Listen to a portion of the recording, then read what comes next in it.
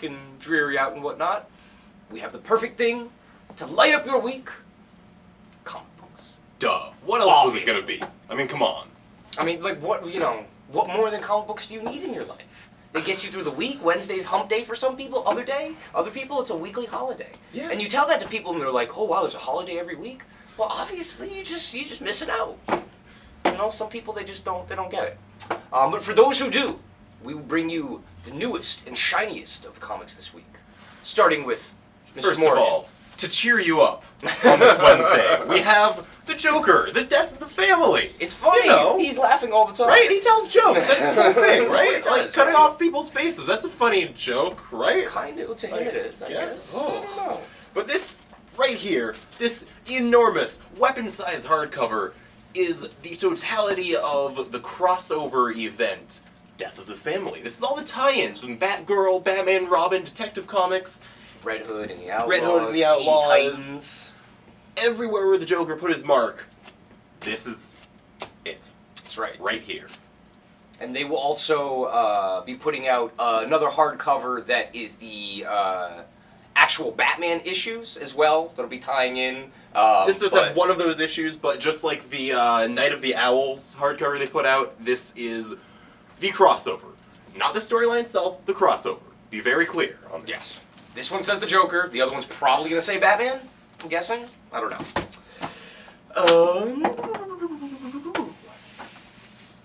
A new book, issue 2, Buzzkill by Tradmore Light. No, Mark Resnick and Donnie Cates. Their second issue of their alcoholic superhero. This one sees our hero in his habitat, which is his own bat cave that is a giant wine cellar. Yeah. And yeah, there is. Again, it's a very special kind of cheering up that we're doing for you. Yeah, you know, I mean, if you've been feeling bad about not being able to punch that dude in the face that's been pissing you off, read this. You know, it'll help, you know, get rid of some of that anger, decelerate it, and, you know, maybe you won't punch your boss in the face. Maybe you still will. But yeah, this one is brutal. Like, last issue was kind of brutal and scratchy, but this one's got weird, hippie, drugged-out Doctor Strange. I mean, it's a good book. It's fun. All right, and from Image here, we have the 6th and final issue of Nowhere Man. Sadly, this previously ongoing series has come to an end. At least for now. It wraps up to a point. I mean, there could be more, but who knows? Yeah. The way things are looking, this will be it. It's been a totally phenomenal series. As far as all these big Image #1s that have been coming out through the last year, it's probably been the most solid of them. I mean, I would be willing to say. Yeah, I mean, for a book that's predominantly talking heads, yeah, you know, it's actually really good. Like, Bendis should read that and learn how to make an interesting talking heads book. It's corporate intrigue done well, with enough super science and snarky scientists to just keep it on the level, you know? And big monsters, because you cannot have a science comic without giant genetic mutations. And crazy flamethrower-wielding scientists riding around in their makeshift buses. That's right. And battle vans. Science battle vans. That's great. We need an action figure line. This beautiful $20, highly affordable hardcover is the complete 5 issues of Francesco Francovilla's neo-noir masterpiece, Black Beetle. You may be saying, hey, that was a 4-issue miniseries. You would be right. But there was a 0 issue, which collects... 0 issues don't count. They don't count, which collects all the Dark Horse Presents stuff. So this is everything, plus sketches, the lobby cards that he created in the back.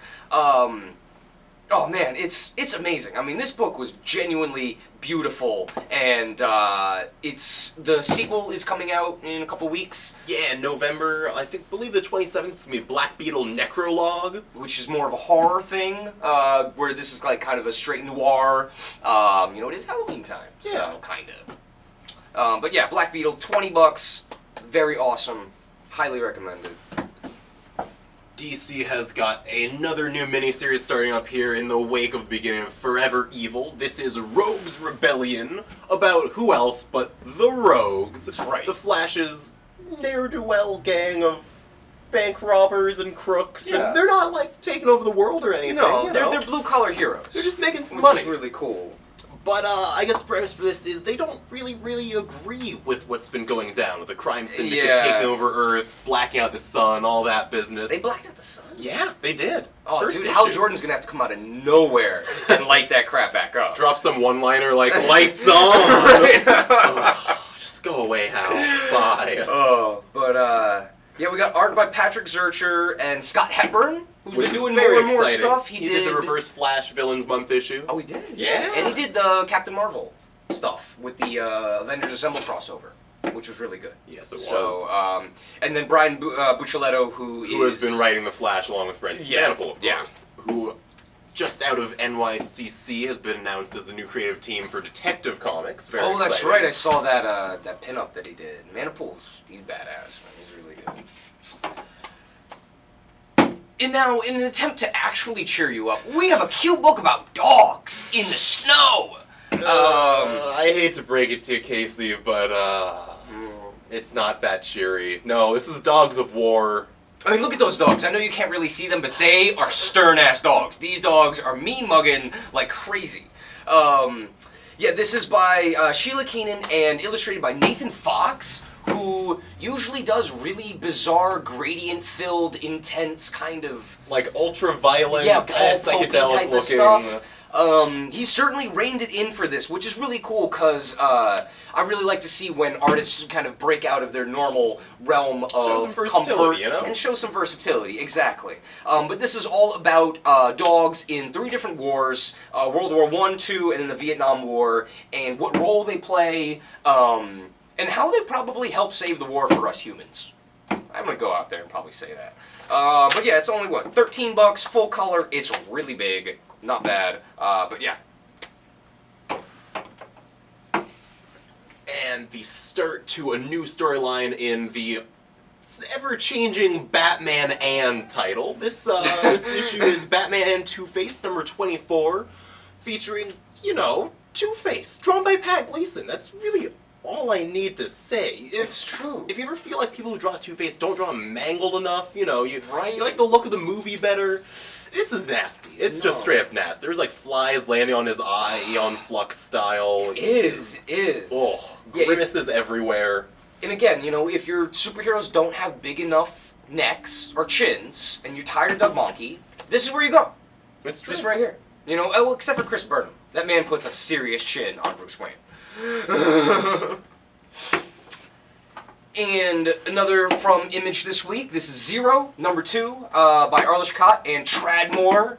The first issue was really, really good. It was the start of this kind of look into one man's life as a kind of nameless soldier. Yeah, a killing machine. It's a killing machine, exactly. Honestly. Right on the back it says, "I am nothing." So there you go, you got the idea there. But yeah, each issue features art by different artists. The first one was by Michael Walsh, and it was okay. I mean, there was some cool stuff, but to be honest, you know, it wasn't... It was a bit underwhelming. It was a bit underwhelming. Low-key. Yeah. But, this is I rock mean, your socks off. It's Tradmore. It's Tradmore. And Jordi Belair. You can't really go wrong with that. Yeah, this looks amazing. But no, Arlish Cott did a really good job of kind of making me care about what was kind of casually a war comic, and I really don't like war comics at all. But he's a really great writer, very interesting person. He's got a lot of stuff to say, and I think Zero might be a good platform for him to do that. Of course, keep in mind it isn't just a war comic, it's also a war giant robot fight comic. I forgot the most you know. important part. No, absolutely. Big release this week, With out of big Fantagraphics, comes this year's installment of Love and Rocket's new stories. This is number 6, featuring such great titles as F Summer, That's right. Wrench World, and Dogs Follow Dogs. Sounds like the greatest hits, you know, of some weird-ass, like, infomercial that you would see on, like, Mexican, you know, Daytime television that you're beaming in from your giant satellite. This is all Gilbert and Jaime, as usual, I guess. Yeah. Mario's not really to be in there. But there's a new Palomar story, I think. There is, which is always awesome. But yeah, I just started reading Love and Rockets. Which is like, Casey, what have you been doing? No, this exactly entire with my time? life. It's just one of those things that I just never got into. And holy crap! Holy crap! Suffice to say, I'm not quite here yet. But there is a reason this book has been going for And that's like 30-something years. one of the most beautiful things about Love and Rockets is that you don't need to be super caught up with it. No. The characters have their lives of their own. No matter where you come in the timeline, it all makes sense. And that's hard to do. That's like life, you know.